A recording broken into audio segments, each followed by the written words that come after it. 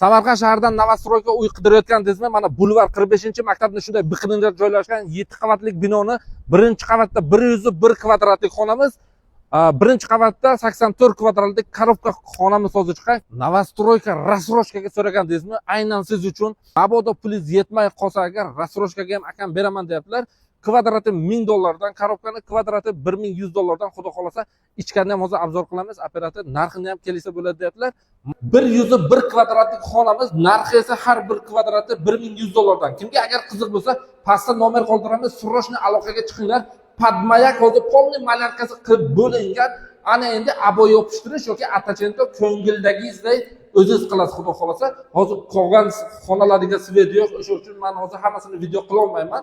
Bitta mana shu yorug' xonasiga kirib video qilyapman. Kimga qiziq bo'lsa, 101 kvadratlik korobka so'ragandingizmi?